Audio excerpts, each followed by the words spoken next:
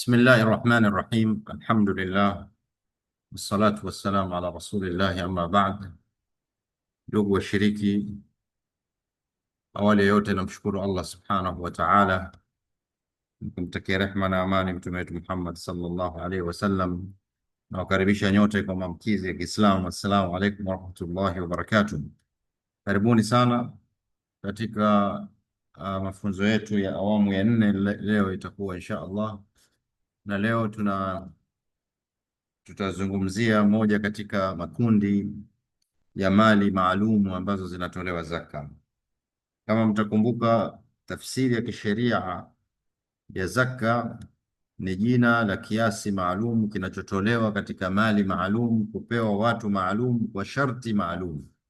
Kwa hizi mali maalum sasa ndio tunaanza kuzitazama na kuzieleza juu ya zaka yake, kuwajibika kwake, sharti zake maalum za mali hiyo na mengineyo yanayofungamana nayo.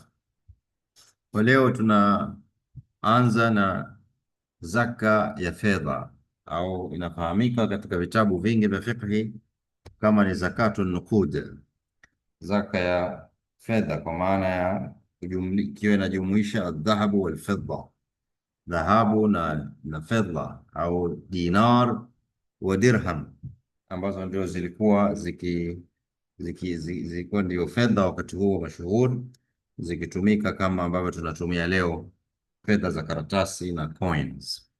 Kwa hivyo katika mada yetu ya leo, la kwanza ni kuangalia juu ya kuwajibika kwa zaka ya fedha, dalili ambayo wanachuoni wanaitumia na inayotegemewa, ambayo inaonyesha kuwajibika kwa zaka ya fedha, pamoja na aya nyingine.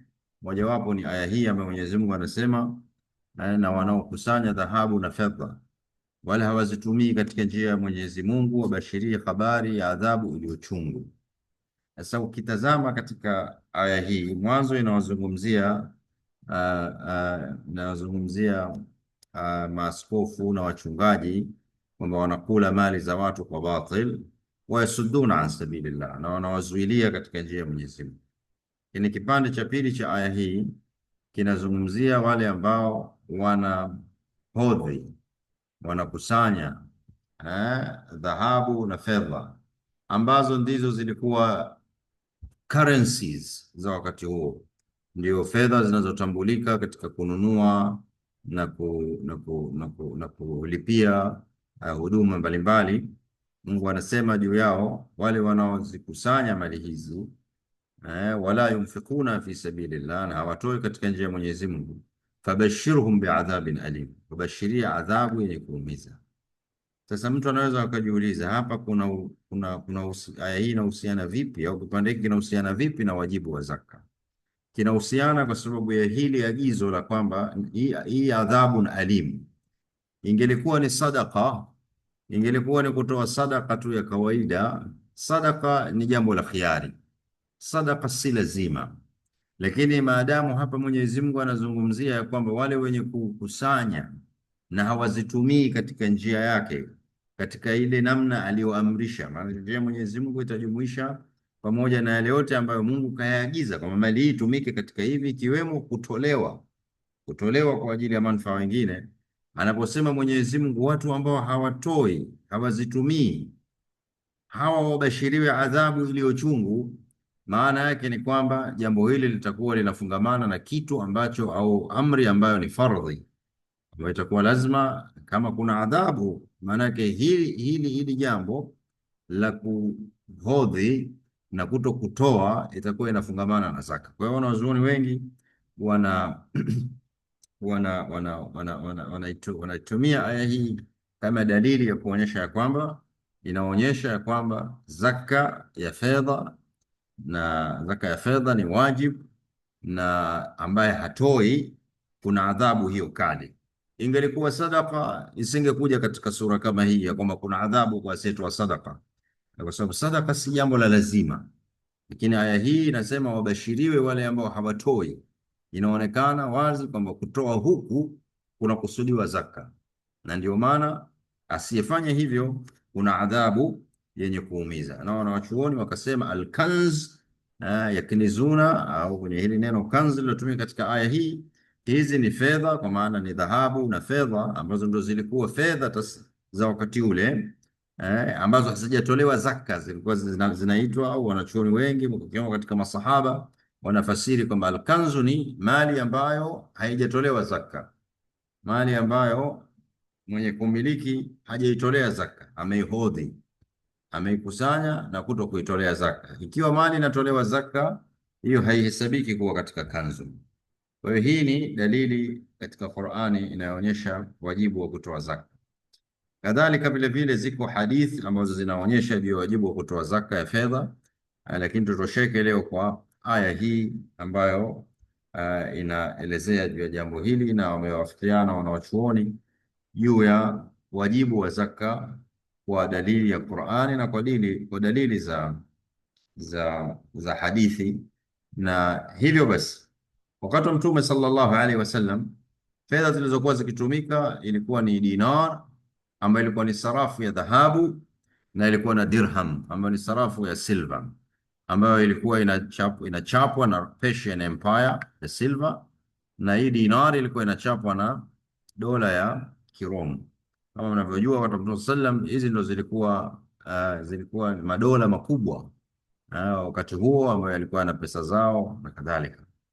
Katika zama za sasa tunatumia fedha za karatasi, awraq almaliya, ambazo wanachuoni wametoa fatwa yake ya kwamba fedha hizi zinabeba hukumu ya kisheria ya dinar na dirham, yani ya dhahabu na silva, kama ambavyo walivyotoa fatwa Majma' al-Fiqh al-Islamia ya kwamba fedha za karatasi imekuwa ndio aina ya fedha halali kisheria, ikiwa ina sifa ya kuwa na thamani, na hivyo zinakuwa na hukumu ya kisheria kama ilivyo dhahabu na silva, kwa mnasaba wa riba, kwa mnasaba wa hukumu za zaka, salam na miamala mingine. Na sisi tunafahamu leo fedha za karatasi ndio zinazotumika, kulipa mahari na kuhalalisha mahusiano ya kisheria. Hakuna mtu ambaye anasema fedha hii haitambuliki kuwa ni mahari. Umeona, wote tunakubaliana kwamba fedha ya karatasi inakubalika kuwa ni mahari, na hiyo inaonyesha kwamba hizi zimechukua nafasi ya dirham na dhahab. Kadhalika vile vile fedha za karatasi leo zinakubalika kulipia bidhaa na kuhalalisha umiliki wa bidhaa. Mtu anakupa karatasi, anachukua kompyuta, anachukua simu, anachukua saa, anachukua chakula, mavazi na mengineyo. Kulipa wafanyakazi hivyo hivyo, inaonyesha kwamba fedha ya karatasi ni kitu ambacho ni jaiz, kimekubalika, kimebeba nafasi ya fedha zile zilizokuwa zikitumika zamani, ambazo zilikuwa zikitokana na dhahabu na au silver. Okay. Hata hivyo, kuhusiana na hizi digital currency, wanachuoni mbalimbali kwa kila mmoja amekuwa akielezea juu ya kwamba fedha za kidigitali, yani digital currency au al-umla ar-raqamia, nazo zinaingia katika hukumu ya fedha katika munasaba wa zaka, riba na mengineyo. Lakini Majma' al-Fiqh al-Islamia, kwa ninavyofahamu, ni kwamba wao bado hawajatoa fatwa yao kuhusiana na hizi al-umla ar-raqamia, kama nazo zinaingia au haziingii. Lakini wanawachuoni wengine tofauti tofauti wameshatoa kauli zao juu ya kwamba zinabeba hukumu ya kisheria ya kama fedha ya karatasi au fedha ya dhahabu au fedha ya silver. Kwa nini zaka ya fedha? Kwa nini zaka ya fedha? Kwa nini imewajibishwa zaka ya fedha? Wachumi na wasomi wa Kiislamu, wa sheria ya Kiislamu, wanaona kwa zaka ya fedha imefaradhishwa kwa sababu mbalimbali. Kwanza ni kwa sababu ya kuitakasa nafsi ya binadamu kutokana na mapenzi ya vitu hivi, ya kitu hiki, fedha.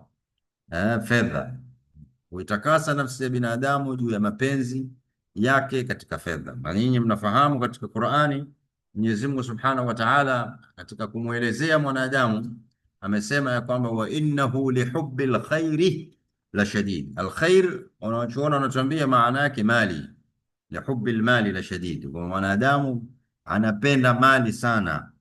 Okay, sasa katika kuya moderate haya mahaba yasiyo mapenzi mno mpaka yakamuhilikisha mtu, Mwenyezi Mungu Subhanahu wa Ta'ala amefaradhisha kwamba mtu awe anaweza kutoa kumpa mtu mwingine bila kutarajia chochote kile isipokuwa malipo tu kwa Allah subhanahu wa ta'ala. Kwa hiyo ni kumoderate mapenzi ya mwanadamu katika swala hili la kupenda mali, na vile vile wanawachuoni wengine wanaona katika sababu nyingine ni kwa ajili ya kuzifanya fedha ziweze kuzunguka, zisikae katika mikono ya wachache, mtu asihodhi fedha. Maana fedha zinaweza kazi zinachapishwa, alafu kuna watu iko kazi yao kuzihodhi, wanazihodhi. Okay, ili kuondoa uwezekano wa jambo hilo kwa wale watu wenye kupenda kuona mapesa yamekaa kwenye account, na tunao watu wa namna hiyo, wanafurahi sana anapoona fedha zake zimekaa kwenye account zinaongezeka tu, anaona raha mtu kwa kuona kwa namna anavyokusanya tu zile fedha zinaongezeka, amekusanya, anakusanya. Kuna watu wanaona raha katika kukusanya vitu kama hivi, kama ambavyo wanawachuoni wanaona raha kukusanya vitabu. Kuna watu wanaona raha kukusanya fedha kuzikusanya na kuzilimbikiza. Sasa hii ina athari katika uchumi na katika mzunguko wa fedha, na ina athari vile vile katika upande wa masala ya money supply katika uchumi, na kuisababishia serikali kila wakati pengine kwenda kuchapisha fedha, kwa sababu fedha zitakuwa zimehodhiwa na watu na hazizunguki kwenye uchumi. Zaka inamlazimisha huyu mwenye kuwa na mali kutoa sehemu ya hizo fedha au kuziwekeza au kuzizungusha, kwa sababu zikikaa tu zitakuwa zinapungua, inakuwa haina maslaha kwake. Na hivyo basi mpaka baadhi ya wachumi walifikia mahali kwa kuhofia kuhodhi kwa fedha, wengine walishauri fedha ziwe na muda wa kumalizika, na ziwe na expiry date, kama ambavyo vitu vingine vya vyakula na nini vinakuwa na muda wa kumalizika. Iwekwe expiry date katika fedha kwa ajili ya kuwafanya watu wasikae na haya mafedha tu, bali yazunguke katika uchumi, kwa sababu akiyahodhi tu itakuwa ni hasara kwake. Kwa hiyo kwa kuweka kiwango cha zaka katika fedha, Uislamu unahimiza uwekezaji na matumizi ya hizi fedha badala ya kuhodhi, kwa kuwa zaka hupunguza fedha inayohodhiwa. Na kwa sababu hii Mtume sallam aliwaagiza wasimamizi wa mali za mayatima wawekeze mali hizo katika njia salama, ili zisipungue kila mwaka kwa malipo ya zaka. Kwa hivyo hii ni katika hikma ambazo wanawachuoni na wachumi wanatueleza juu ya kwamba zaka inakuja kumoderate tabia ya mwanadamu ya kuhodhi, ya kupenda mali, lakini vile vile sisi tunasema ni katika njia za at-taqarrub ila Allah. Ni zaka ni moja katika ibada inayomfanya mtu ajikurubishe na Mwenyezi Mungu Subhanahu wa Ta'ala. Kutoa ni katika mambo ambayo yana fadhila kubwa, yana kheri kubwa, yana umuhimu mkubwa kwa mtu na nafsi yake, tazkia nafsi yake, kuitakasa nafsi yake, lakini vile vile kuweza kuwasaidia wanadamu wenzake. Masharti ya zaka ya fedha. Masharti ya zaka ya fedha, hapa ndipo tuliishia katika kipindi kilichopita, na leo tutaingia kuyataja masharti haya inshallah taala yote kwa kina, ili ikiwezekana tumalize zaka ya fedha leo katika kipindi hiki, ili kipindi kijacho inshallah taala tuende kwenye zaka ya mali nyinginezo. Sharti la kwanza ni nisab. Ili fedha hizi zitolewe zaka, ni kwamba zinapaswa ziwe zimefikia kiwango cha chini ambacho ndio kinaifanya fedha hii sasa kuwa imeingia katika kundi la fedha ambazo zikikamilisha masharti mengine ambayo tutayataja, itawajibikiwa kutolewa zaka. Kwa hiyo hii sio independent condition. Umeona, hii ni dependent condition. Ni sharti linalofungamana na masharti mengine. Kwa maana sio tu kuwa na nisabu basi tayari ushawajibika kutoa zaka. Ukiwa umetimiza nisab ambayo tutaiona ni nini na ni kiasi gani, inakuwa sasa wewe umeshakidhi sharti la kwanza, tunakwenda kwenye sharti la pili na la tatu na la nne na la tano, alafu hapo tunatoa hukumu sasa kusema naam, wewe kwa kuwa masharti haya yote yamekidhi kwako, utawajibika kutoa zaka au la. Sasa nisab ziko za namna mbili kama mnavyojua, katika utangulizi tumeeleza haya. ya kwamba zaka wakati wa Mtume sallam au fedha iliyokuwa ikitumika fedha iliyokuwa ikitumika katika kununua bidhaa na kulipia madeni na huduma na kukopeshana watu ilikuwa ni silver na dhahabu, silver na dhahabu. Kwa hivyo kwa nisabu ya silver wanasema ni dirham 200, na hii leo ni sawa na gramu 595, thamani ya gramu 995, na hii ni kwa mujibu wa Ayofi. Ayofi ni taasisi kubwa inayotoa miongozo ya kisheria katika masala mbalimbali ya miamala na masala ya zaka na auqaf na mengineyo katika mambo ya uhasibu, ukaguzi na utawala bora. Kadhalika wanachuoni katika kitabu cha Umdat Salik, yeye anasema amekadiria ya kwamba hizi dirham 200 ni sawa sawa na 500, ni sawa na gramu 593. Na mwanachuoni Ibn Baz rahimahullah, yeye anaona ya kwamba hizi inakaribiana na uzito wa gramu 644.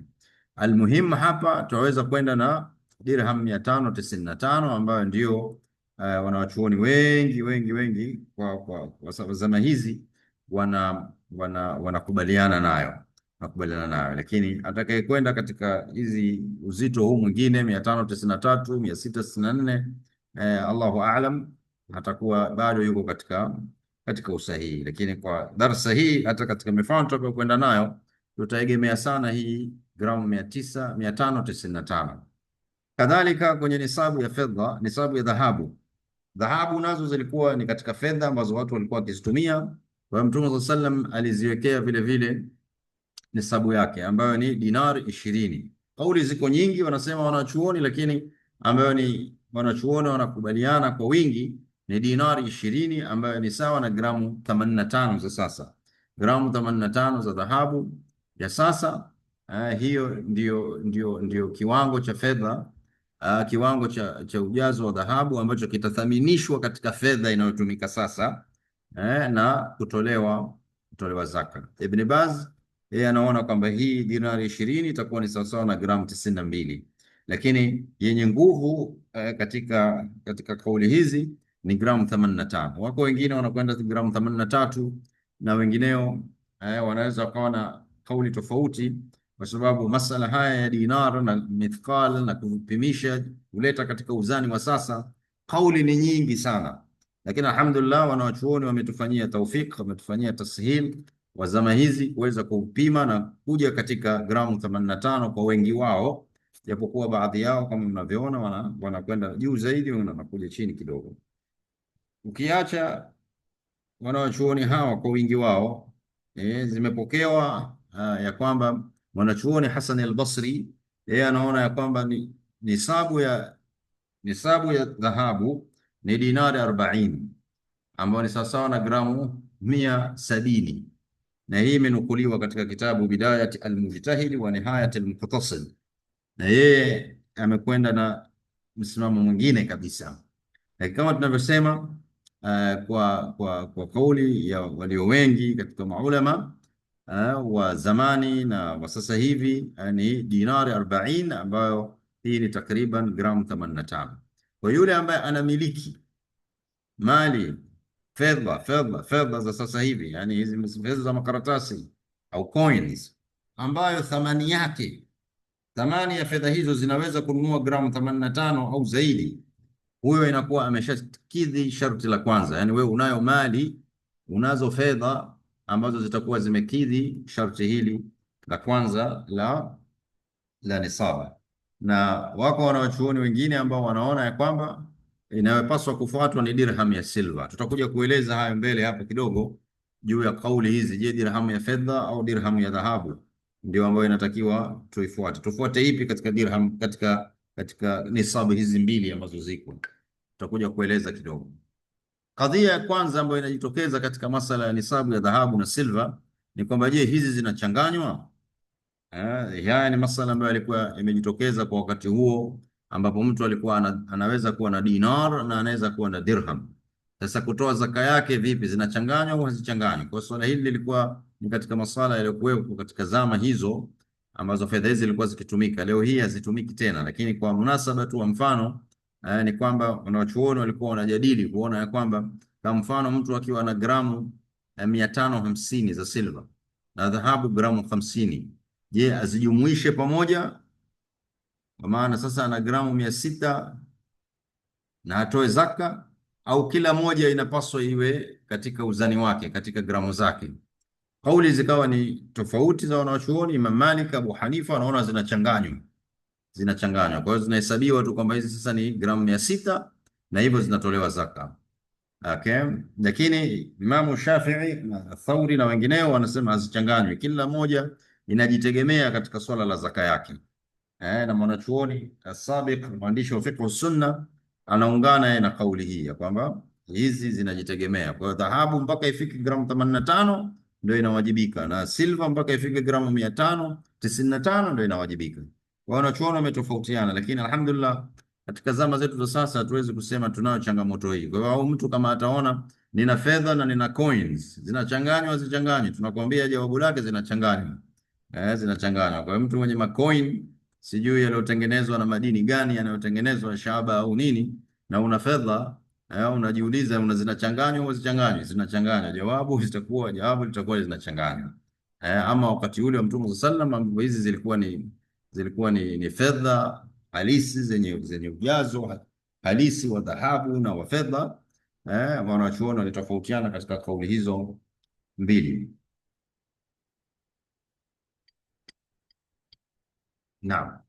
Ama kadhia ya pili kuhusu nisabu ya washirika, ikiwa watu ni partners, fedha hizi ni za washirika, ni za watu wawili wenye kushirikiana, ndugu wanamiliki pamoja au wameshirikiana pamoja, je, zaka itatolewa kwa mali ya pamoja au kwa kila mtu kulingana na mali yake? Wanachuoni wametofautiana kama ifuatavyo. Imam Shafi'i anaona ya kwamba mali ya pamoja ni sawa na ya mtu mmoja, hivyo inawajibika kutolewa zaka kama mali tu ya mtu mmoja, na hii imenukuliwa katika Bidayatul Mujtahid na Fiqh az-Zakat. Imam Shafi'i anaona hivyo, lakini maimamu wengine, wanachuoni wengine, Imam Malik, Hanafi na Ibn Rushd, anaona kila mmoja atatoa zaka kwa sehemu yake iwapo thamani ya mali yake imefikia nisabu. Kwa hiyo kama kuna joint account ya mume na mke, wameweka fedha zao pamoja kwenye akaunti hiyo, rai ziko mbili hapa. Kuna wanaoona ya kwamba hii itahesabika kama mali ya mtu mmoja tu na itatolewa zaka. Rai ya pili ni kwamba hapana, kila mmoja ana kiwango chake cha fedha aliyoweka hapo. Kwa hivyo kila mmoja aangalie kama fedha yake imefikia nisabu na atoe zaka kivyake yeye mwenyewe kwa kiwango cha umiliki wake. Sheikh Qaradawi, Mungu amrahamu, anaona kuwa kila mshirika atoe zaka yake, ili mshirika ambaye sehemu ya umiliki wake ni ndogo asiathirike kwa kutoa zaka, kwa sababu tu ya kuwa amejumuika na tajiri, amejumuika na mwenzake ambaye anazo pesa nyingi zaidi. Na vile vile anasema ikiwa kama hakuna budi kutoa zaka kwa kampuni, mfano sasa hii labda ni shirka, ni kampuni ya biashara au kampuni ya mambo ya forex, yani inauza pesa za kigeni na kununua fedha za kigeni. Kwa fedha watu wamechanga, wanafanya biashara ya kuuza dola, GBP na nyinginezo. Anaona ya kwamba kama watatoa kama mtu mmoja, kutokana na wepesi wake kufanya hivyo kuliko kila mmoja atoe kivyake, wanaona ya kwamba ni vizuri sehemu ya hiyo zaka itakayokuwa imepatikana apewe yule mshirika mwingine ambaye naye ni mshiriki lakini umiliki wake ni mchache, kwa kuwa ni maskini, apewe sehemu ya zaka kama ni anakidhi ile sifa ya maskini, sifa ya kuwa ni maskini au ni fukara, apewe. Kwa hivyo kauli ambayo tunaweza kusema tunaweza kwenda nayo na nzuri ni kila mmoja atoe zaka yake, kila mmoja katika ushirika apime hesabu yake, fedha zake ni kiasi gani au mali yake ni kiasi gani, atoe zaka. Na tutakuja kuona rai hii ni bora na nyepesi hata kwenye masala ya biashara leo ambazo tunazifanya baina yetu na wasiokuwa Waislamu na nini. Inakuwa vigumu kusema hii kampuni itoe zaka kama yenyewe na hali ya kuwa umiliki wake ni mchanganyiko. Kwa hiyo ni kwamba kila mmoja katika Waislamu ataangalia umiliki wake wa kiasi cha umiliki wake katika mali zinazopaswa kutolewa zaka, afu atatoa yeye kwa kiwango chake, na yule ambaye itakuwa kiwango chake hakifikii nisab hatawajibika kutoa. Tutakuja kwenye mada hizi katika vile vile mali ya zaka ya mali ya biashara. Kwa hiyo hizi ni kauli mbili ziko, na yeyote atakayekwenda na hizi basi insha Allah taala atakuwa yuko sawa. Na kadhia ya tatu ni kuhusu muda wa nisabu. Muda wa nisabu, kama je, nisabu iwepo mwaka mzima au sehemu tu ya mwaka? Wanachuoni wametofautiana kama ifuatavyo. Wametofautiana kuwa mali iwe imefikia nisabu na kutimiza mwaka mzima bila kupungua chini ya nisabu. Okay, hii inahusiana na fedha kwamba iweko mwanzo wa mwaka, wakati wa mwaka na mwisho wa mwaka. Hii ni Shafi'i, Malik na Ahmad. Imam Abu Hanifa anaona ya kwamba nisabu iweko mwanzo tu na mwisho wa mwaka. Mtu akiwa nayo nisabu mwanzo wa mwaka na anayo mali iliyofikia nisabu au kuvuka mwisho wa mwaka, kushuka ndani ya mwaka hakuondoshi wajibu wa kulipa zaka, hakuondoshi wajibu wa kulipa zaka. Kwa hiyo ikiwa mwanzo wa mwaka ulikuwa kwa mfano na milioni 25 kisha zikabakiwa zikaibiwa na kubaki milioni 1, lakini mwisho wa mwaka ukawa na milioni 30, kwa rai hii ya Imam Abu Hanifa utatoa zaka. Okay, iwe umezipata kwa kupata zawadi au ulipata kwa urithi au ulipata kwa njia yote nyingineyo, maadamu mwanzo na mwisho ziko katika nisabu, utatoa zaka. Na kadhalika kwenye kadhia ya mbuzi, kama ulikuwa mwanzo wa mwaka una mbuzi 40, okay, kisha wakafika 39, kwa kuwa kisha 39 wakafa, akabaki mmoja, ifikapo mwisho wa mwaka lakini ukawa na mbuzi tena 45, ima kwa kupewa au kwa kununua kwa njia nyingine, utatoa zaka. Utatoa zaka ya mbuzi mmoja. Na hiyo ni rai ya pili. Rai ya tatu ni kiwango cha nisabu kiweko mwisho tu wa mwaka. Mwisho tu wa mwaka, sio mwanzo wala sio katikati wala sio mwisho. Mwisho tu wa mwaka. Kwa tunaangalia tu mwisho wa mwaka mali yako, yani fedha zako taslimu zimefikia nisabu. Kama imefikia nisabu, basi utatoa zaka. Hii kauli inasibishwa na baadhi ya wanachuoni wa madhhabu ya Imam Malik kama Ibn Rushd. Kadhia ya nne katika nisabu ya karatasi ni katika nisabu ni ya fedha ya karatasi. Je, zaka itatolewa kwa fedha za karatasi kwa thamani ya dhahabu au silva? Ile swali ambalo tumejiuliza kwamba je, tutegemee tufuate nisabu ya silva au tufuate nisabu ya dhahabu? Okay, wanachuoni wametofautiana thamani. Wapo wanaosema thamani ya dhahabu kwa kuwa ni ipo imara zaidi na inakaribiana na nisabu ya wanyama na mazao. Hawa ni wanachuoni wa Malaysia, wa Indonesia, baadhi ya wanachuoni wa Misri. Sheikh Qaradawi yeye mwenyewe anapendelea kauli hii, Abu Zahra, Khalaf, Hassan As-Sulami, Dr. Afana na wengineo wanaona ya kwamba kwa sasa hivi ni bora sana kutumia nisabu ya dhahabu. Na wanachuoni wengine wanaona thamani ya silva ni bora zaidi, ina manufaa zaidi kwa maskini. Na hawa ni wanachuoni wa Saudi Arabia, wengineo katika Misri, India na Pakistan. Nafikiri Pakistan wao wako na zakat ordinance kabisa ambayo inazungumzia kwamba nisabu inayofuatwa ni nisabu ya silva kwa upande wa Pakistan. Kwa hivyo sisi tunasema ya kwamba hizi ni ikhtilafu ziko za wanachuoni, yoyote kati ya hizi atakayoifuata ni bora, na bora zaidi ni mtu kutoa. Kwa hivyo kama atakwenda na thamani ya silva ni aula zaidi, atakuwa ameweza kuisimamisha nguzo hii ya zaka, hususan zaka ya fedha. Tutakuja kuona katika zaka ya biashara nitakuwa na mtazamo tofauti katika kadhia hii, kwa maana kwenda na thamani ya dhahabu zaidi kwa mali za biashara kuliko thamani ya silva. Lakini rai zote hizi ni mbili, ni nzuri na zote zinakubalika. Okay, na inawezekana mmoja wetu akaitumia katika thamani ya dhahabu. Kubwa ni uchamungu. Tusiyafanye mambo haya kwa tasihili au kwa njia kwamba unataka kukwepa zaka, bali ni kwa ajili ya kujikurubisha kwa Mwenyezi Mungu Subhanahu wa Ta'ala, kwa kulifanya jambo ambalo Mwenyezi Mungu analipenda na kuliridhia, na kuweza kupata malipo makubwa kwa kuisimamisha nguzo kama hii. Kadhia ya tano juu ya nisabu ni kuhusu deni. Je, zaka itatolewa kwenye deni unalodaiwa au haitolewi? Kadhia hizi tumezieleza huko nyuma, kwa hapa nitafanya kwa ufupi sana. Nitaeleza kwa ufupi sana. Wanachuoni wametofautiana kama ifuatavyo. Deni linaathiri nisabu ya mtoa zaka kwa kupunguza mali yake, na hii ndio kauli yenye jamhuri. kwa maana ya kwamba kama wewe una fedha lakini vile vile una watu wanakudai, unadaiwa. Kwa hivyo lile deni unalodaiwa itabidi lipunguze sehemu ya zile fedha zako. Lazima tutoe zile fedha za watu wanaokudai, alafu kitakachobaki ndo tuangalie sasa, hiki kilichobaki kimefikia nisab au hakijafikia nisab. Ikiwa kimefikia nisab, ahlan wa sahlan. Ikiwa kimeliwa na malipo au fedha zinazopaswa kulipa deni kiasi cha kwamba zimeshuka chini ya nisab, basi wewe utakuwa huwajibiki kutoa zaka. Hii ndio kauli ya jamhuri. Ama Imamu Shafi'i anaona kwamba deni unalodaiwa haliathiri mali inayopaswa kutolewa zaka kabisa kabisa, haiathiri. Kwa hiyo hatuhitaji sisi kutoa au kujua nani anakudai na kusema kwamba hizi sio fedha zako, ni fedha za watu wanaokudai ukazitoa. Imam Shafi'i anaona kwamba deni unalodaiwa haliathiri mali inayopaswa kutolewa zaka. Sisi wewe, kile ulichonacho kiko kwenye miliki yako, ni fedha ambazo ziko kwenye miliki yako, utapaswa kuzitolea zaka bila ya kutoa deni. Kauli ambayo tunaona ina nguvu zaidi ni ya jamhuri, ambayo inaona ya kwamba deni linaathiri nisabu ya kutoa zaka. Haki za watu au hizi fedha si mali yako, ni mali ya watu, na kwa muda maalum au baada au ndani ya muda maalum utatakiwa uzirejeshe fedha hizo kwa wenyewe. Kwa hiyo ndio kauli ambayo ina nguvu na ya kutegemewa.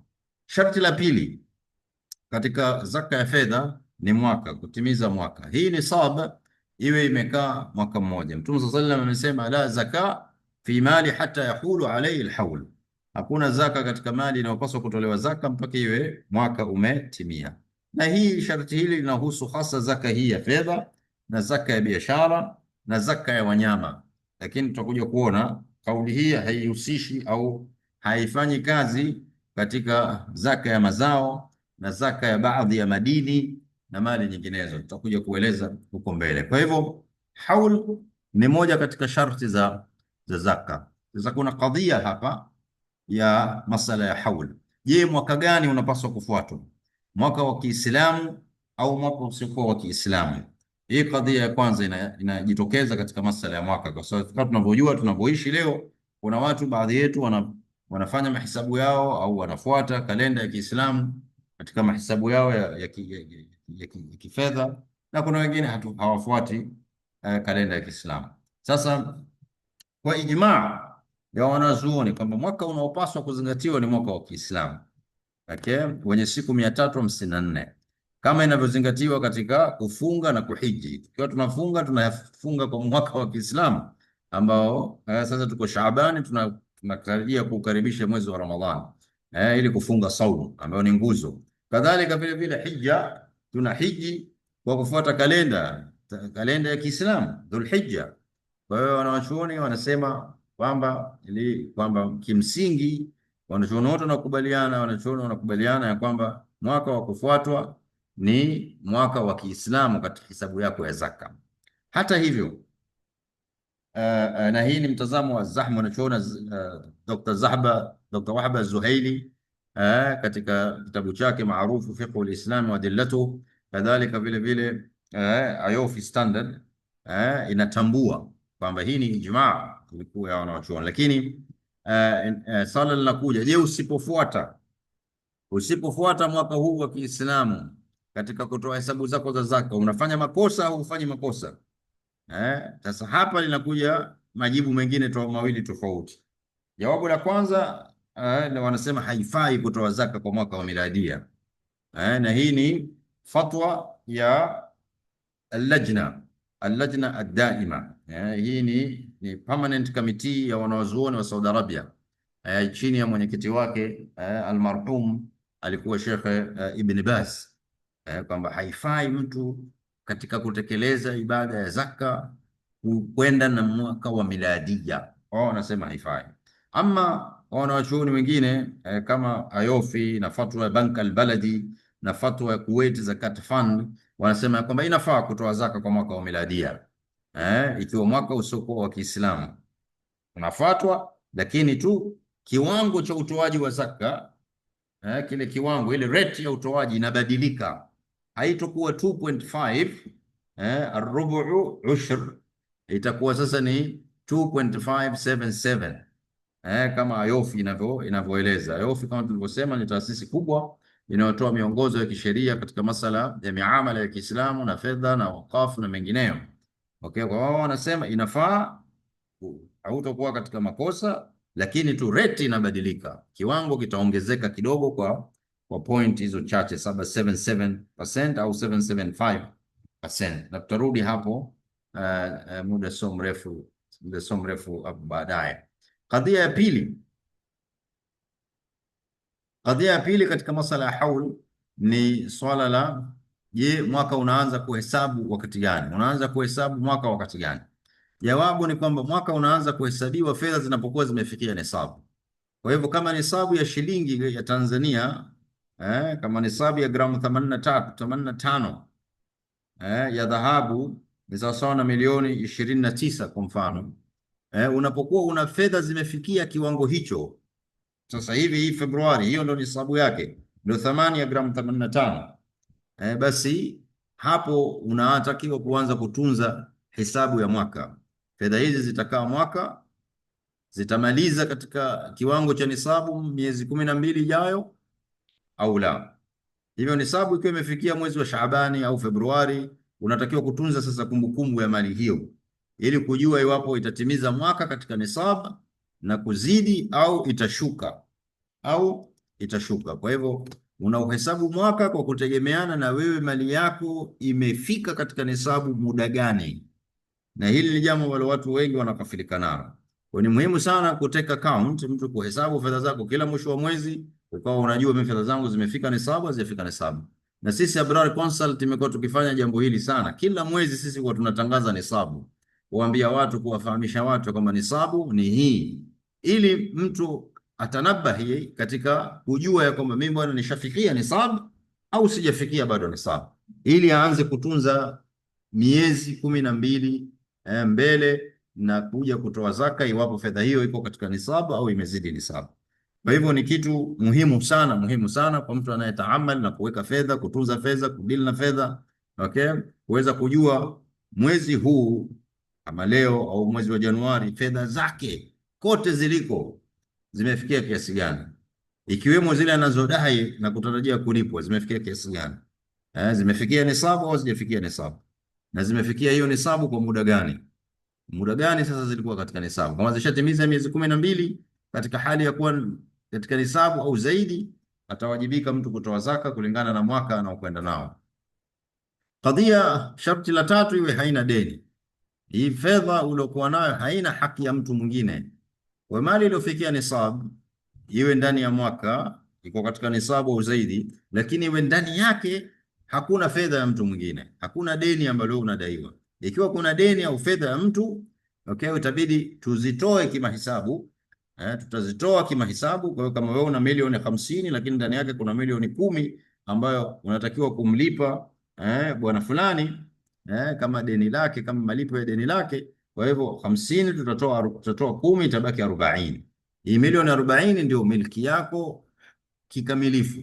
Hii 10 si yako na utatakiwa kuilipa ndani ya masiku machache au miezi michache ijayo. Kwa hiyo tutaanza kuhesabu, tutapiga hesabu ya zaka katika ile 40 tu ambayo ndio mali yako. Kadhia ya kwanza inayojitokeza kwenye masuala ya deni ni kwamba je, deni la viumbe au hata deni la Mwenyezi Mungu pia linatolewa? Sheikh Radhawi anaona madeni ya watu na deni la zaka iliyopaswa kulipwa huko zamani lakini hukulipa, okay, zinatolewa.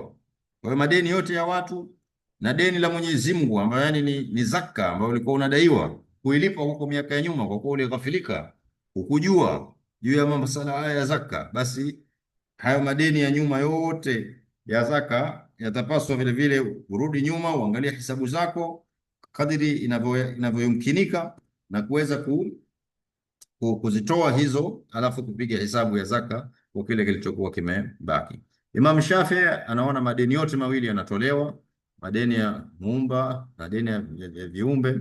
Abu Hanifa anaona madeni ya watu tu ndio hutolewa, deni la zaka unayodaiwa na deni la zaka unayodaiwa, kwa kuwa hiyo ni haki ya maskini kwa mujibu wa amri ya Allah. Lakini ikiwa ni madeni ya kafara, yani kwa mfano ulikuwa utoe kafara, ulifanya kosa fulani, labda mwezi wa Ramadhani ulijamiana na mkeo au vitu kama hivi, ukaharibu siamu yako, au ukawa wewe ni mtu mzima unatakiwa kutoa fidia na ikawa hujatoa hiyo fidia, hili ni deni. Ni deni unadaiwa. Kwa hiyo baadhi ya wanawachuoni madeni haya ya fidia ya kafara wanasema haya hayapunguzi katika mali ya zaka, hayatolewi. Okay, deni linalotolewa ni deni la zaka tu. Zile zaka za nyuma ambazo hujalipa, hizi zinaweza kutolewa ili kufikia kiwango sahihi cha zaka ambao unatakiwa uitoe katika muda fulani. Madeni ya kulipa mara moja na madeni ya kulipa taratibu yote yanatolewa katika hesabu ya zaka. Sema tu utoaji wake unaweza ukawa tofauti. Kuna madeni unayoyalipa miaka 10, 20 taratibu taratibu, na kuna madeni ambayo unatakiwa kuyalipa ndani ya miezi 12. Tutakuja kuona namna unavyotakiwa kufanya, lakini kwa ujumla ni kwamba yote yanatolewa.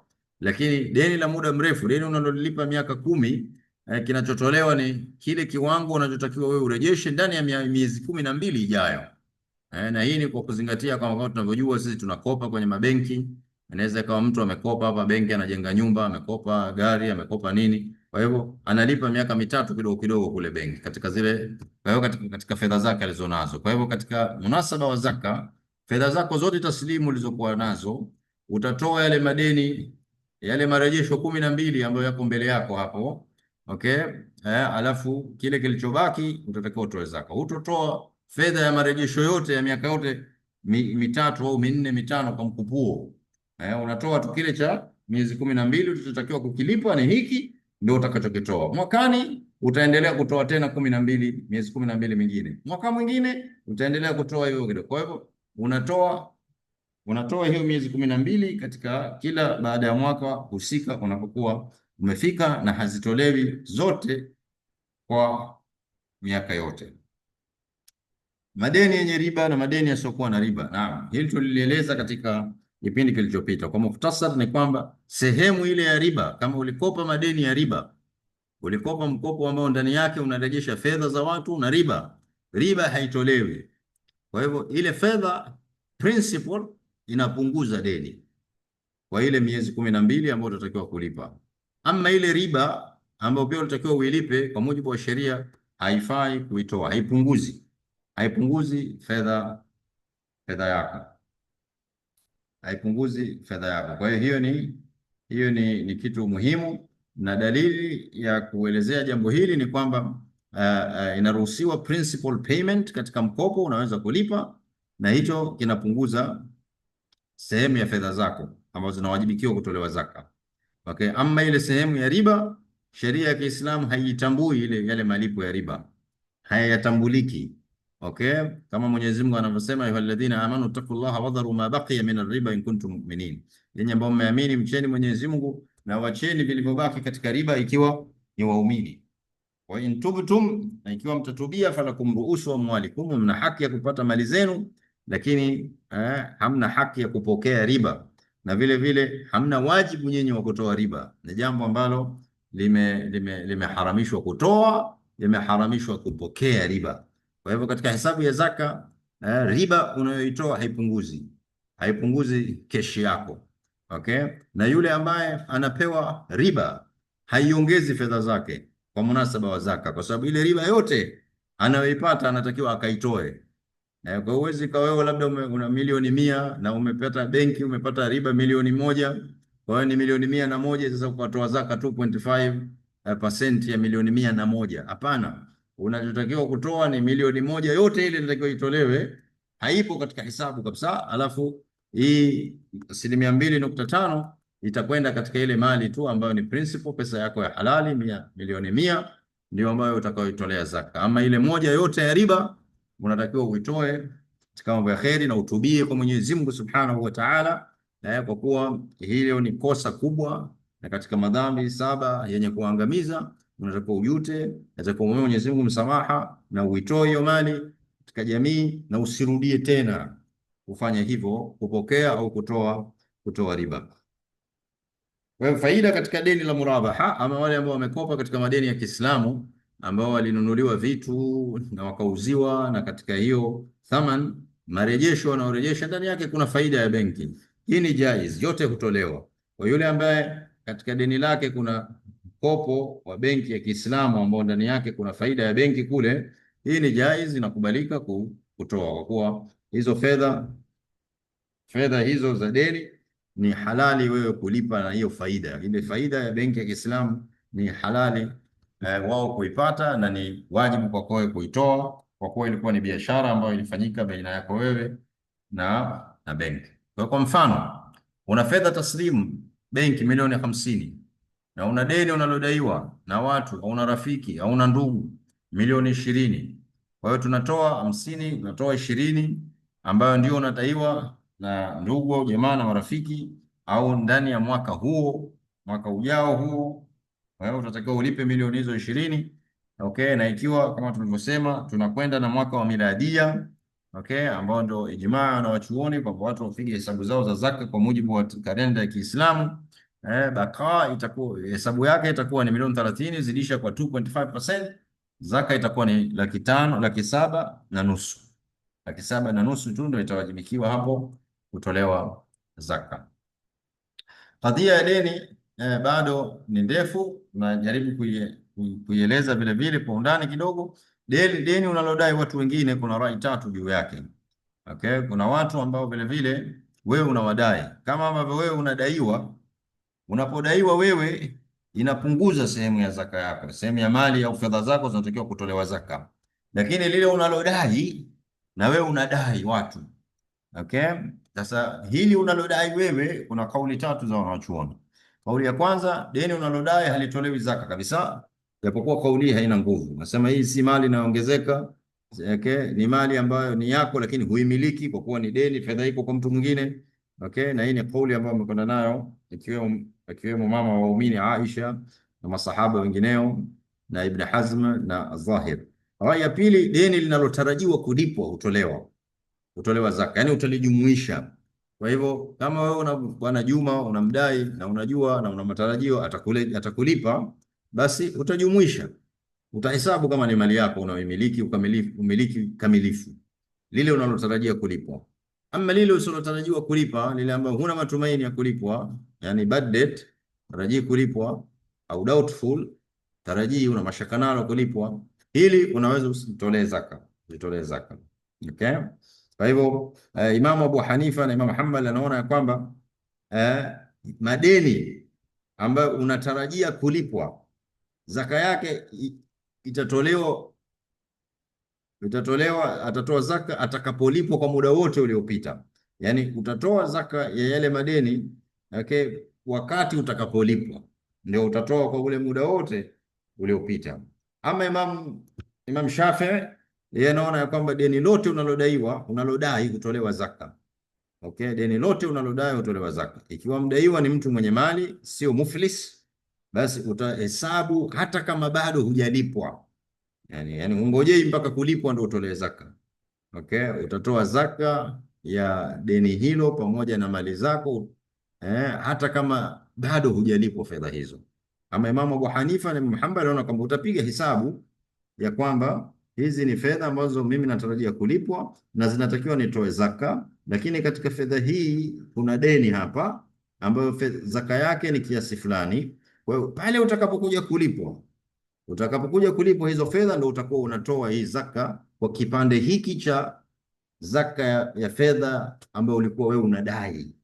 Okay, wakati unalipwa ndio utakuja kutoa. Hii ni rai ya Abu Hanifa na Muhammad. Imam Shafi anasema hapana, ungojee kulipwa wala nini, maadamu huyo unayemdai ni si mtu muflis, sio mtu ambaye amefilisika, hawezi na hatarajii kukulipa, utatoa sasa hivi kabla hata ya kulipwa, kwa kutumia fedha zako ulizokuwa nazo katika akiba yako na kadhalika.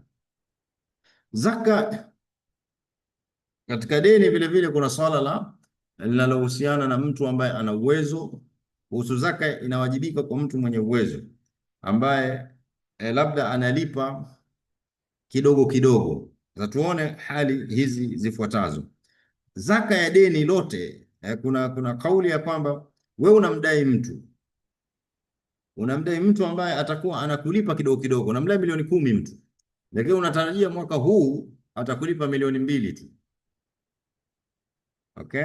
Sasa kuna kauli inayosema kwamba utalipa zaka ya deni lote kamili, Okay, hii kama ilivyokuja katika kauli ya Imam Shafi'i na OIC na sheria bodi ya Ayofi. Umeona Imam Shafi'i anasema maadamu ni deni unalotarajia kulipwa, hata kama wewe mwakani unatarajia utalipwa milioni 2 tu, na milioni 8 mwaka utakaofuata utatakiwa utoe milioni 10, ujumuishe milioni 10 zote kama unazo leo.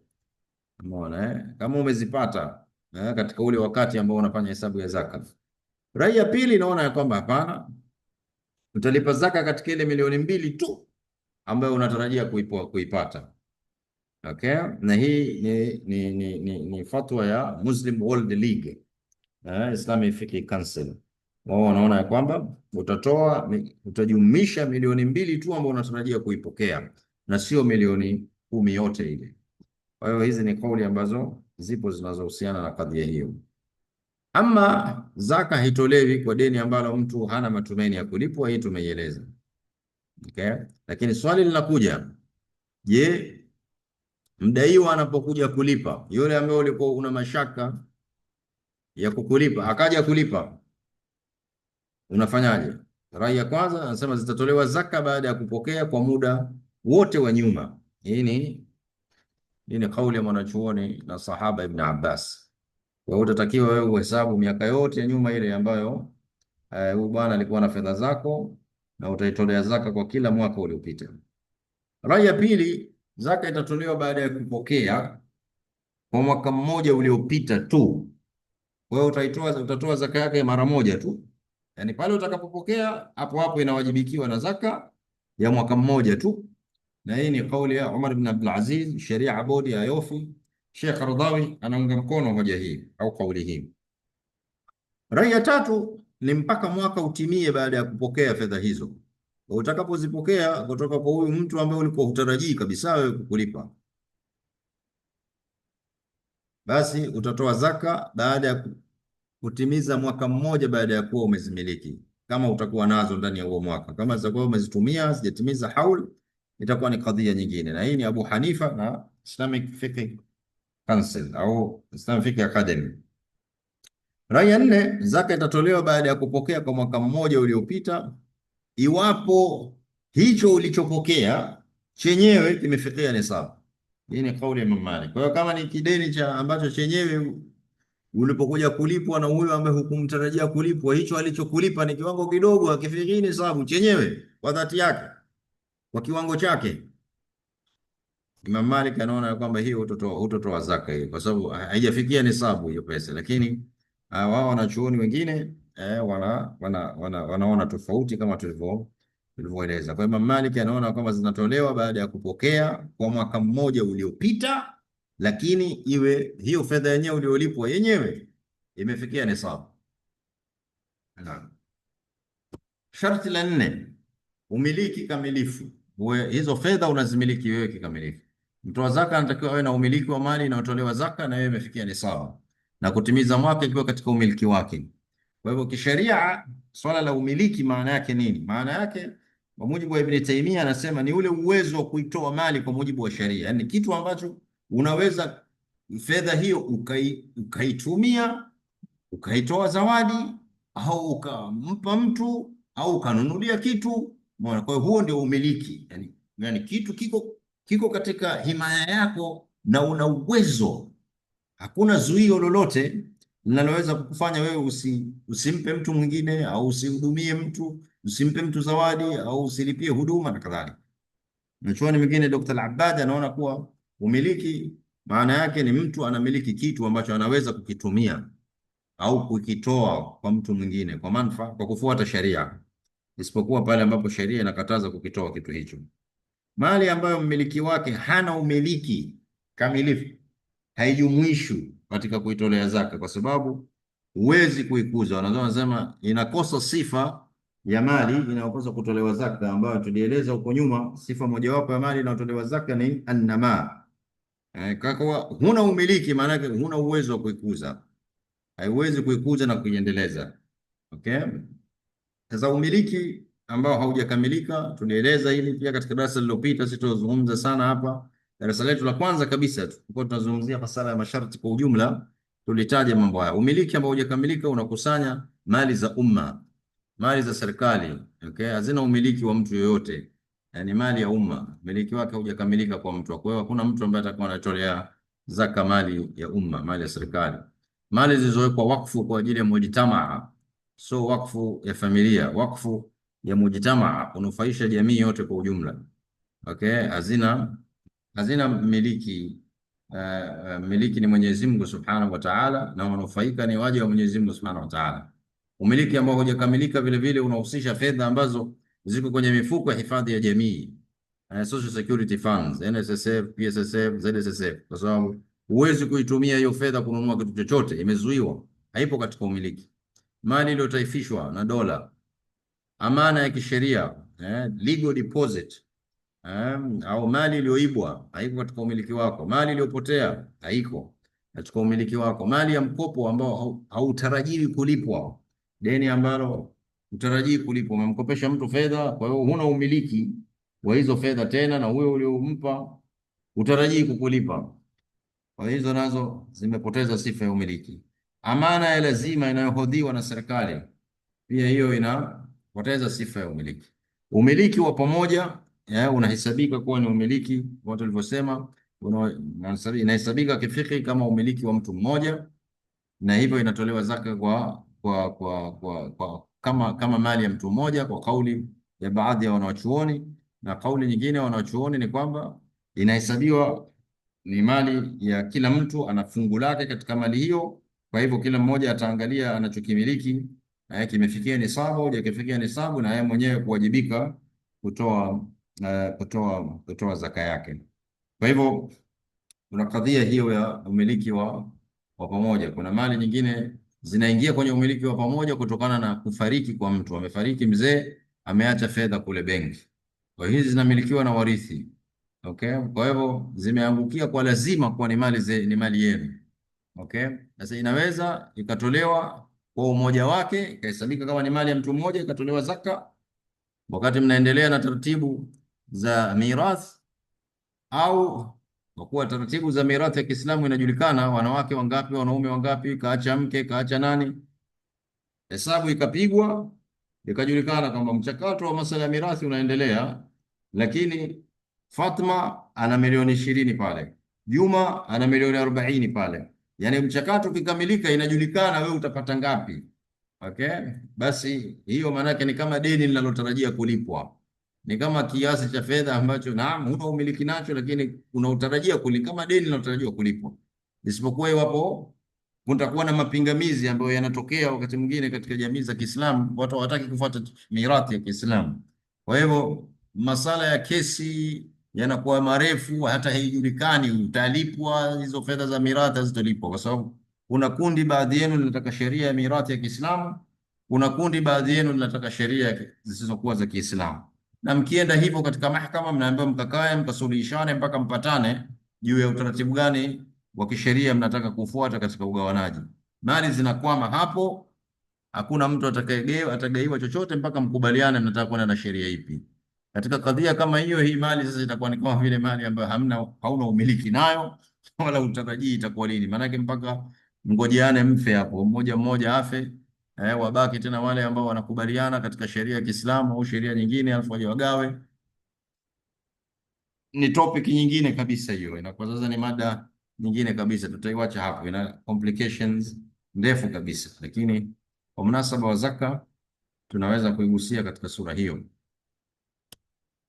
Kadhalika vile vile sharti la mwisho ambalo wanachuoni wanaeleza juu ya zaka ya fedha ni sharti la 5, ni kilichobaki baada ya kutimiza matumizi ya lazima. Ibn Malik anaona ya kwamba matumizi ya lazima maana yake ni chakula, mavazi, fedha ya kulipa deni, furniture, vyombo, usafiri na gharama ya vitabu. Yani fedha hii iliyobaki ambayo imetimiza nisabu iwe ni fedha ambayo tayari ishakidhi. Huko nyuma kuna fedha nyingine zishakidhi hizi haja huko nyuma, na hiki ndio kilichobaki na kilibaki ndani ya mwaka mzima katika nisabu.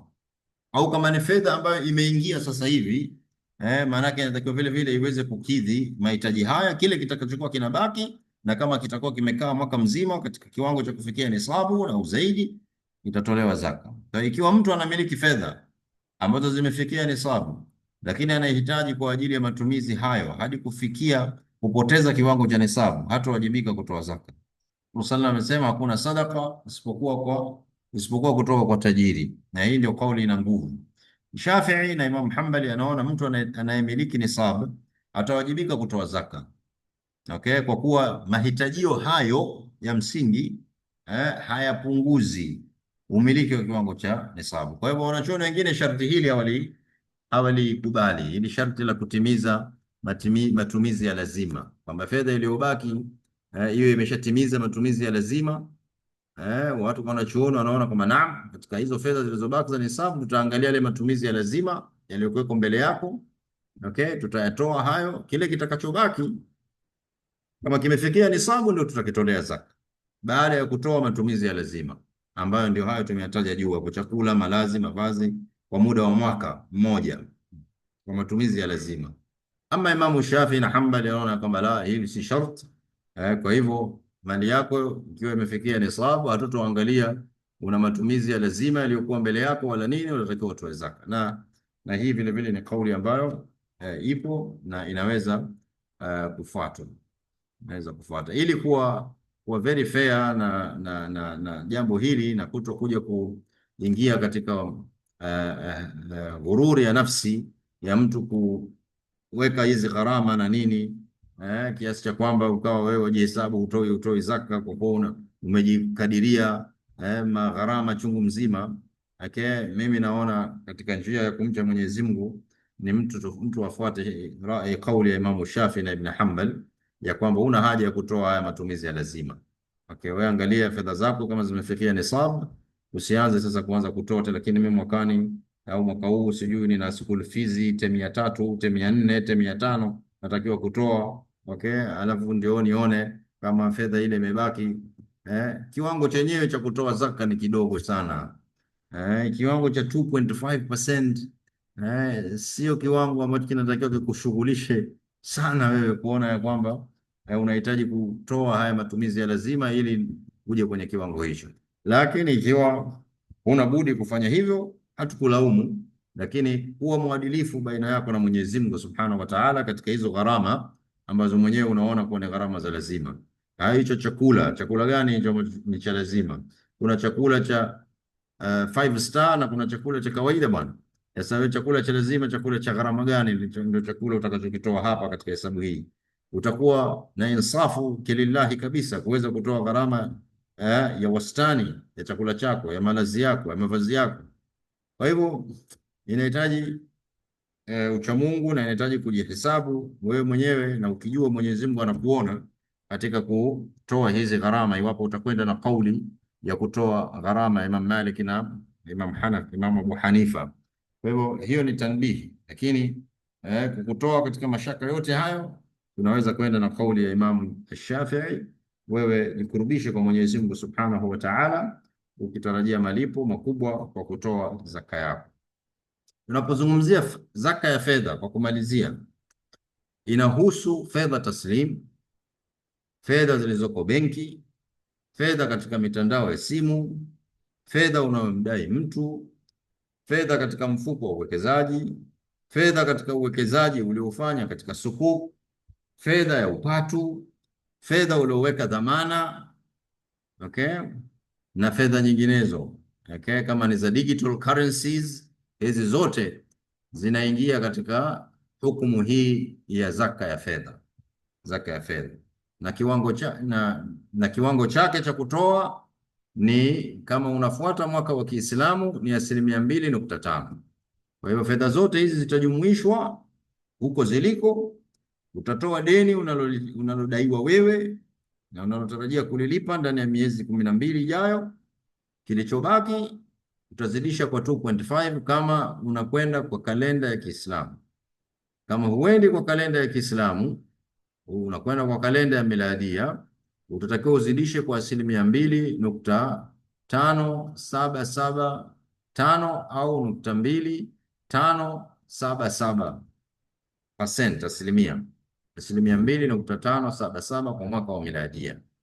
Natumai ndugu zangu katika imani itakuwa imefahamika. Kwa hivyo hizi slide zinazofuata mtazisoma tu tutakapokuwa nimezituma, zinafafanua tu juu ya akaunti za benki. Huko kwenye benki pia unaweza kuwa una akaunti mbalimbali, kwa fedha zilizopo kwenye akaunti zozote zile za benki zitaingia, haijalishi ni akaunti ya akiba, akaunti ya muda maalumu, akaunti ya hundi na kadhalika. Okay, vile vile kuna zaka dhamana ya fedha ya benki. Wakati mwingine watu wanakopa benki, wanaweka dhamana fedha zao. Okay, ile ni temporal security, ni dhamana ambayo bado katika sheria tunaiona kwa kwenye umiliki wako, ni pesa yako tu, unatakiwa uitolee zaka. Okay? Hii ni dhamana ya benki. Nyingine ni legal deposit. Kuna baadhi ya biashara ili uzianzishe unatakiwa uweke fedha fulani kule serikalini.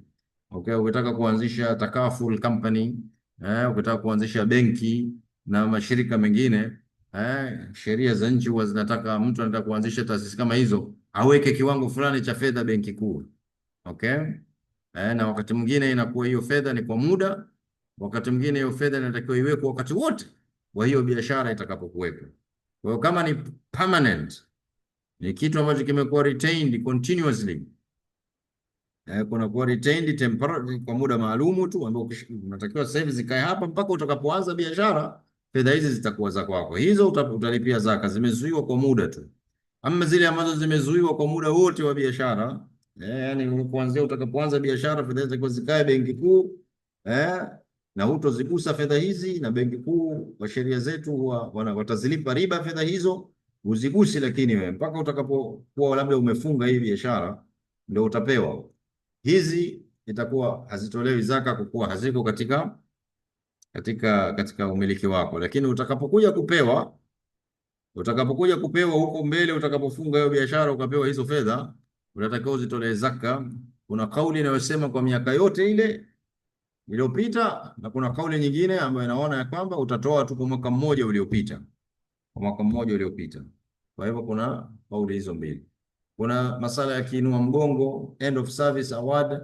Hizi kutokana na muda kwa umemalizika, hatutozieleza. Kuna zaka ya surrender value. Kisoma hii slide, ni matumaini yangu kwamba mtaweza kupata maelezo. Kwa kumalizia, fedha zisizotolewa zaka, fedha ambazo hazitolewi zaka ni cash wakfu. Cash wakfu iwe ni wakfu wa fedha taslimu. Hii sio milki ya mtu yoyote yule, ni mtu katoa mali zake kwa ajili ya Mwenyezi Mungu Subhanahu wa Ta'ala, kwa manufaa ya jamii. Fedha ya akiba ya mafao ambazo tumezieleza, zile fedha zilizopo kwenye NSSF, PSSF, okay, au hata kwenye mifuko ya pensheni ya wastaafu katika mashirika, kama ambavyo ipo katika nchi ya Kenya. Kila shirika linaanzisha staff retirement scheme yake. Kwa hizo pia zitakuwa hazitolewi zaka. Fedha iliyoibwa, fedha ambayo utarajii kulipwa, fedha ya mshahara inapopokewa kwa kazi iliyofanyika, isipokuwa sehemu itakayokuwa haijatumika mwaka mzima na imekaa mwaka mzima na imefikia nisabu na kuvuka. Kwa hivyo pesa tu ile ya mshahara tu yenyewe haijasabiki, lakini kile kilichobaki na kukaa kwenye benki au kukaa kwenye msimu wa mwaka mzima na kufikia nisabu, hiki kwa jamhuri ya ulama kinatolewa zaka. Lakini tutakuja kuona leo hii vile vile kuna akwali juu ya zaka ya mshahara unapoupokea tu. Kuna akwali za wanachuoni, kuna wanaona inaweza kutolewa zaka na wameweka viwango vya nisabu na nini, na kuna wengine ambao wameona kama haitolewi zaka unapopokewa, bali itatolewa zaka iwapo itakuwa imebaki na kukaa mwaka mzima. Tutakuja kuona kama tutafika kwenye mada ya zaka ya mshahara, kauli za maulama wa sasa juu yake. Ndugu zangu katika imani, mwisho kabisa ni swala la dhahabu ya mapambo.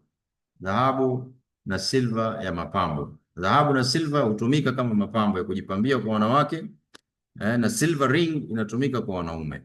Okay? Na swala la hukumu yake kwa mnasaba wanawachuoni ni kwamba wametofautiana wanawachuoni juu ya zaka ya dhahabu au silva ya mapambo kwa wanawake.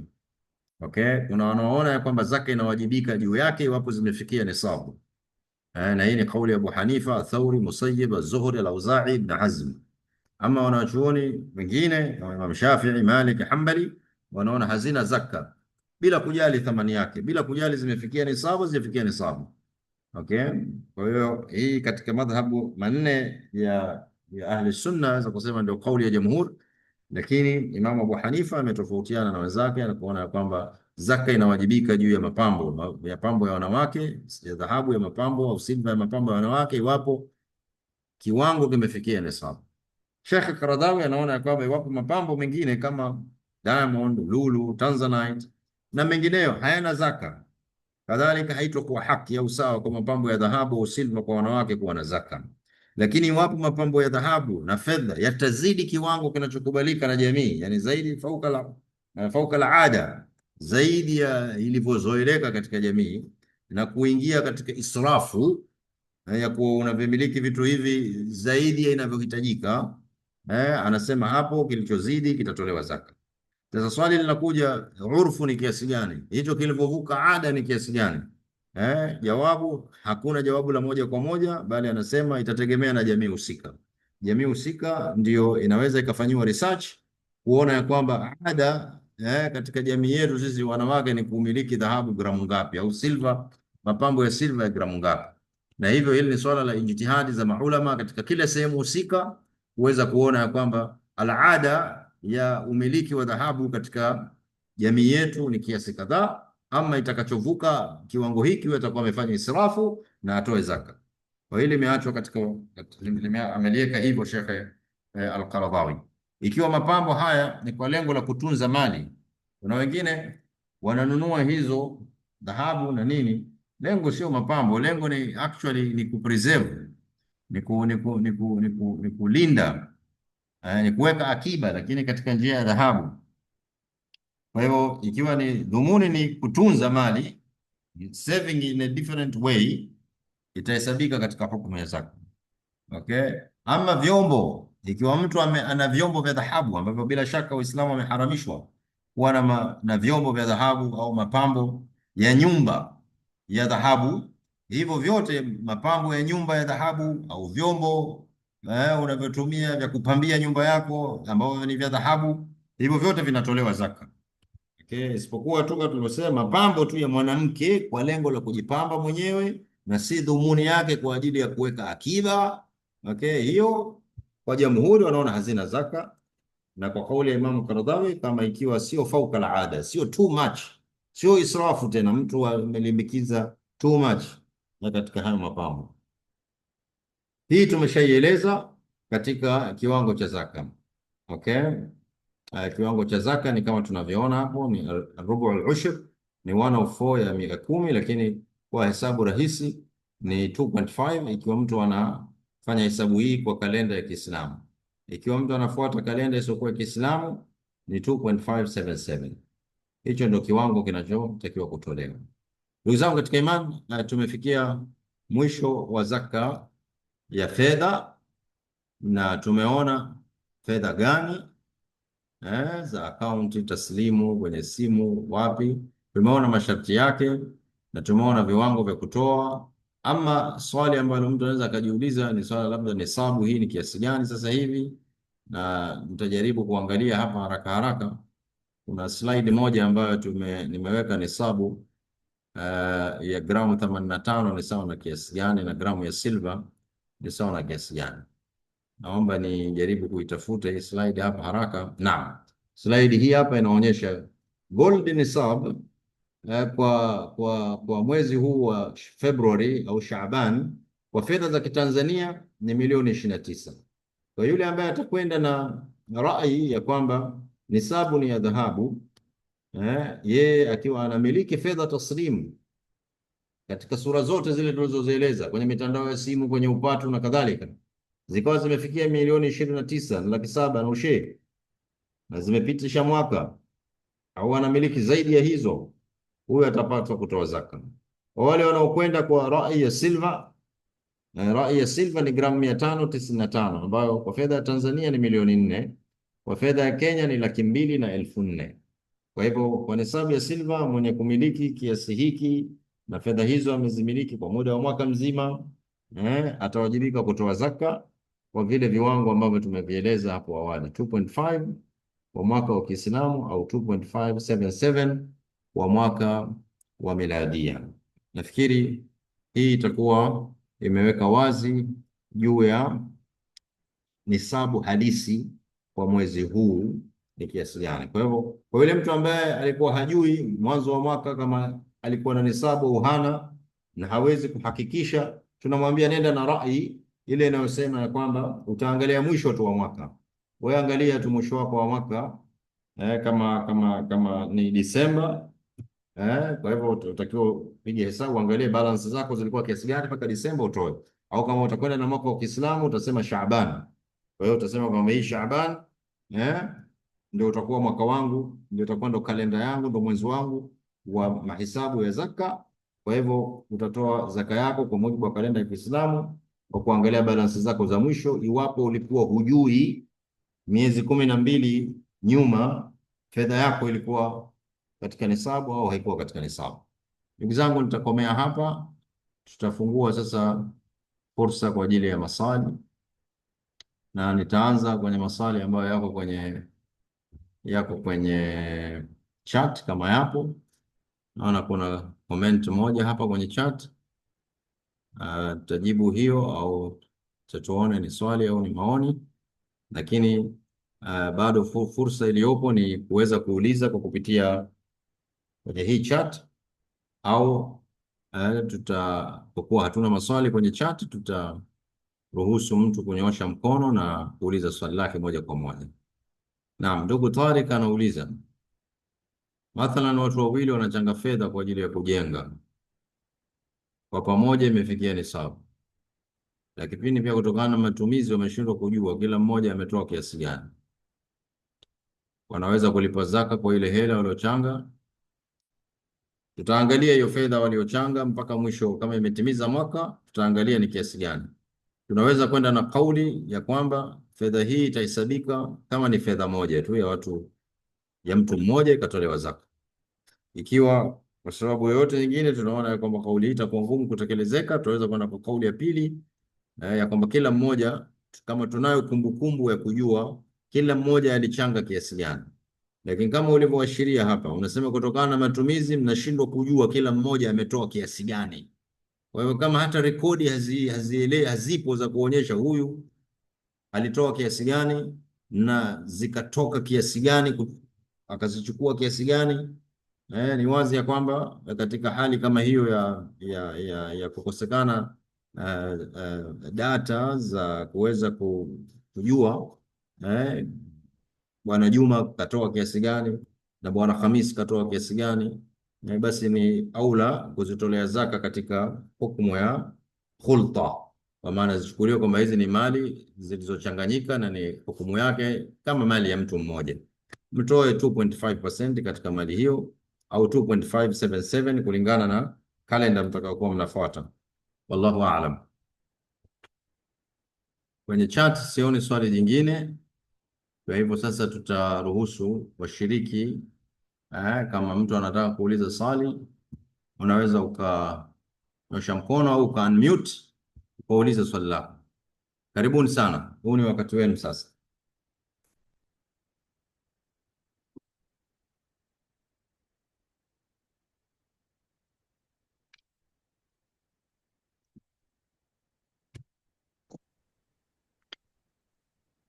Naam, ndugu yangu, jitambulishe jina lako. Haya, mimi naitwa Ahmed hapa.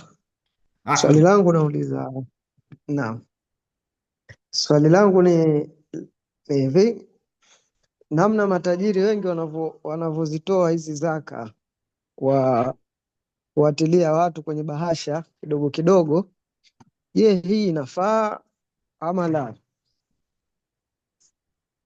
Wallahi hatuwezi kuwasemea hicho wanachokifanya kama wanatoa kiasi gani. Umeona Sheikh Ahmed wanachokitoa kidogo kiasi gani? Kwa sababu mimi nashiriki katika zoezi la kuwawekea pesa au wanawagaia, kwa hiyo naona ni kiasi kidogo. Kiasi gani mathalan? Sasa sijajua kama utaratibu, mfano anaweza wakaweka kama katika kila bahasha wakaweka labda 100,000 au 50,000 kama hiyo. Na zaka yote Sasa pengine je, nayo mfumo ni kiasi gani? Ni mamilioni. zaka inakuwa kiasi kikubwa kusema kweli. Lakini ndo anaigawa kwa 50,000, 100,000. Kwa Kwangu mtindo mimi huo hiyo, sasa kwa rai za maulama, kwa kweli hiyo zaka haijuzu. Haijuzu kutoa zaka ambayo hata haikidhi mahitaji ya maskini, hata kwa mwezi haikidhi hiyo 50,000 wala ndio 100,000 haimtoshelezi maskini hata kwa mwezi.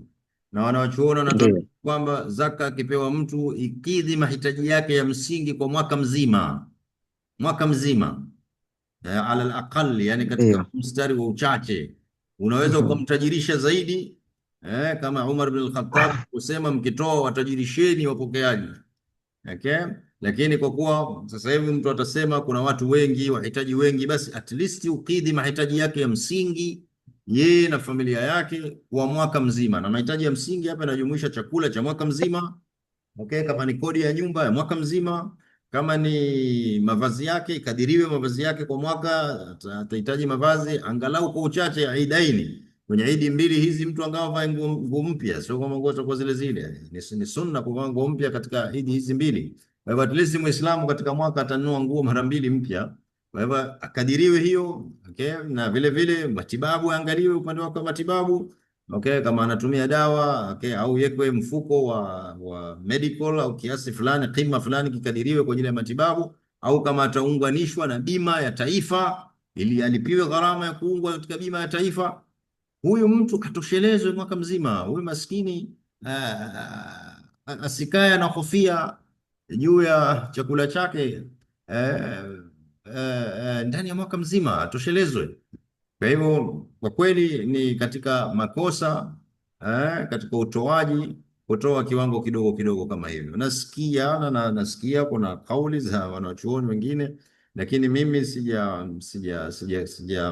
hata Sheikh Qaradawi katika kitabu chake ameandika kwamba wako watu ambao wanasema unaweza ukampa mtu zaka kwa fedha inaweza kumtosheleza siku moja tu.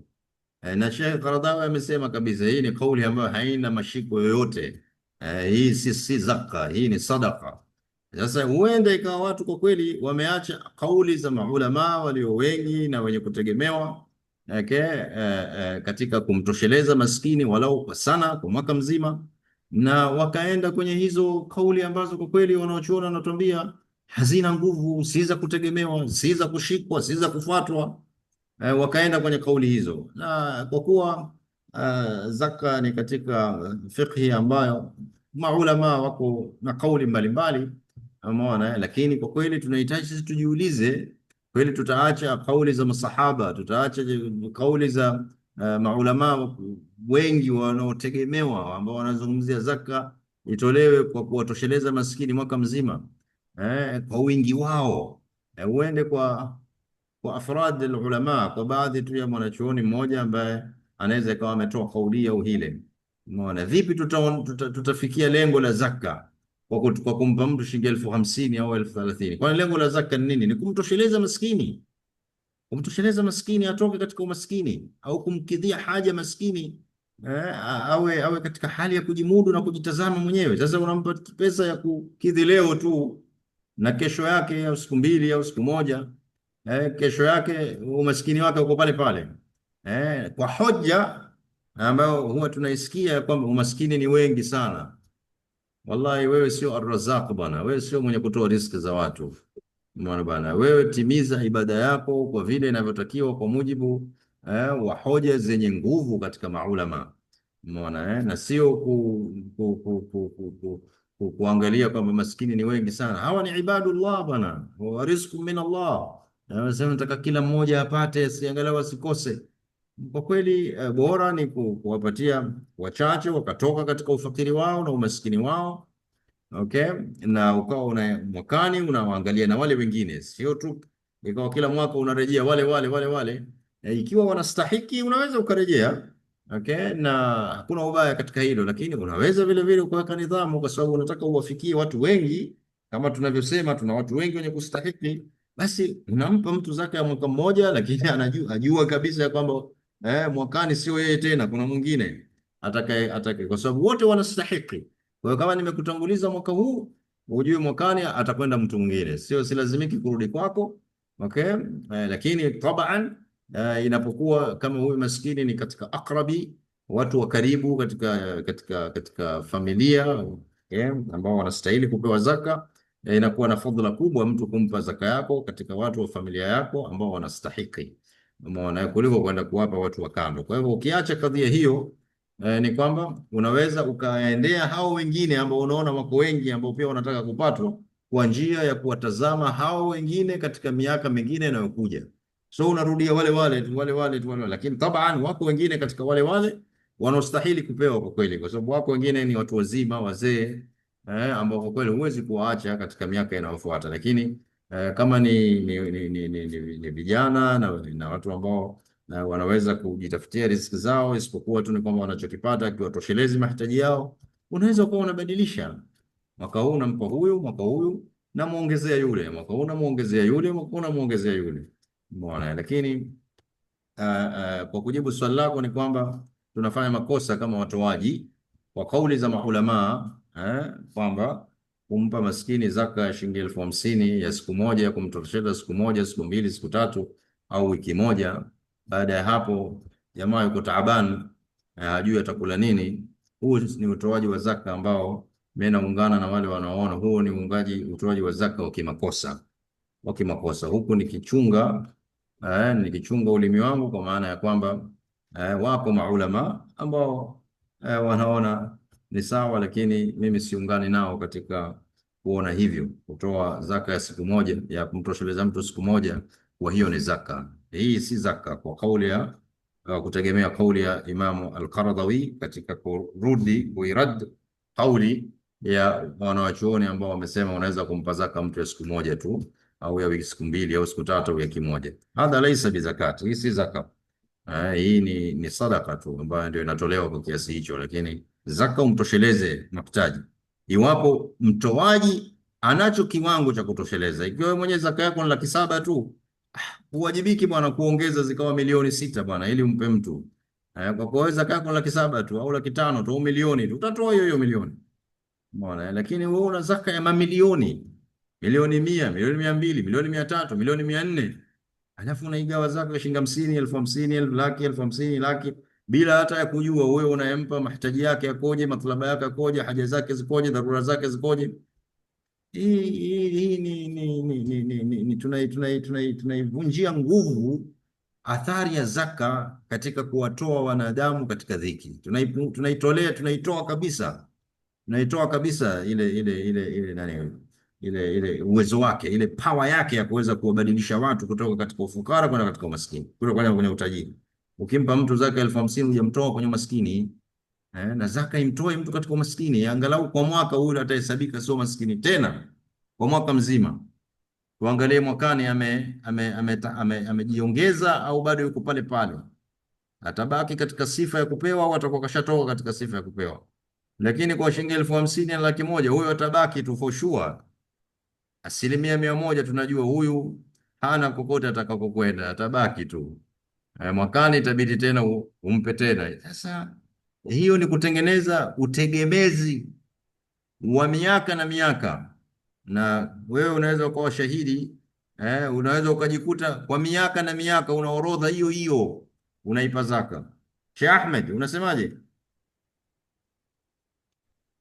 Ni kweli kutokana Orodha na iko hiyo, uzoefu haibadiliki orodha hiyo hivyo hivyo, na pengine inaongezeka sasa, lakini jamaa wale uliowapa miaka ya nyuma wanabaki mpaka wafe.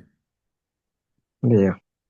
Sasa hiyo haileti athari yoyote, haileti mabadiliko ya kutokomeza umaskini wala kubadilisha ahwali nas, hali za watu. Wallahu aalam.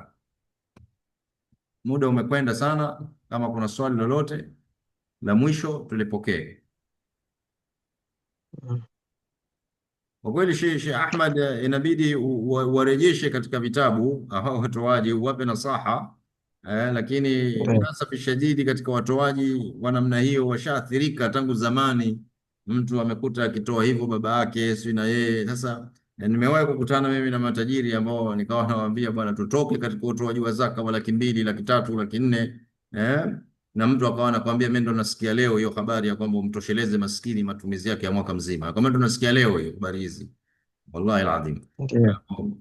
Ni kama vile sasa unarudi katika kitabu kama fiqhu zaka, unaona kabisa aqwali za masahaba, aqwali za wanachuoni min salafi wanazungumzia utoaji wake mpaka sasa hivi, kina Ibn Baz, kina Ibn Uthaymeen na wengineo eh, utoaji wake unataka kumtosheleze mtu mwaka mzima alafu mtu anategemea kauli moja moja ya huyu na yule, au alivyosikia kwa mwanachuoni fulani Afrika Mashariki hii au hapa au pale, kwa kuwaheshimu wanachuoni wetu, wala siwavunje heshima lakini jamaa, tuangalie ile kauli ambayo mujma alaihi wanachuoni wanakubaliana nayo kwa wingi wao tuangalie, angalau ufanya research, utaona kwamba kauli ambayo mujma alaihi wanachuoni wanakusanyika juu ya kauli yake ni kumtosheleza maskini kwa mwaka, si kauli ya siku moja ya kumtosheleza mtu siku moja au siku mbili. Hizi ni kauli za kando kando kabisa. Kwa hivyo tuwape nasaha katika kuisimamisha nguzo hii ya zaka ipasavyo, na insha Allah taala huenda Mwenyezi Mungu Subhanahu wa Ta'ala akabadilisha akazilainisha nyoyo zao na wakaangalia namna nyingine bora ya kutoa kwa ajili ya kuinusuru jamii yetu kutokana na dhiki ya umaskini na ufukara na wengineo wenye kustahiki kupewa wakapewa, ili waweze kukidhi haja zao. Ndugu zangu katika imani, naona muda wetu umekwisha na lazimika kufunga hapa, lakini kama mnavyojua Ramadhani inakuja. Kwa hivyo Jumamosi ijayo tunaingia kwenye Ramadhani, tutakuwa tushaingia kwenye Ramadhani insha Allahu taala.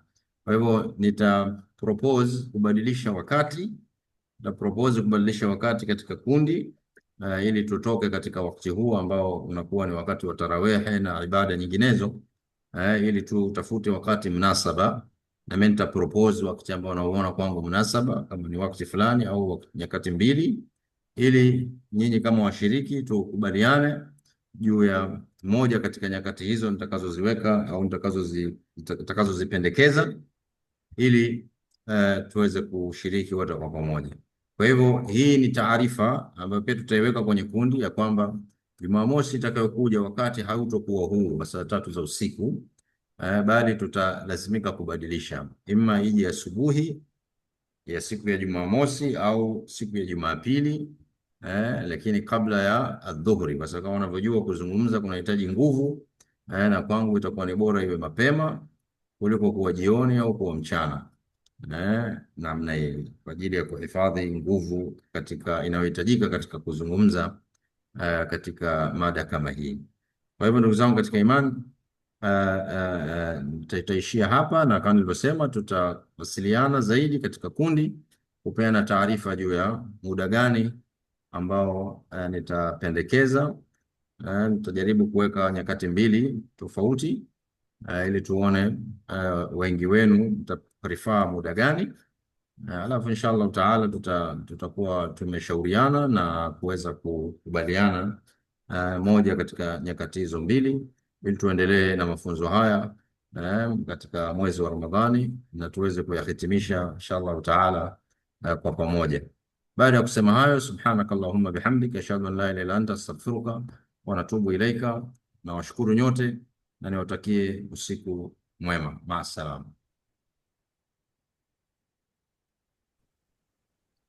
Assalam.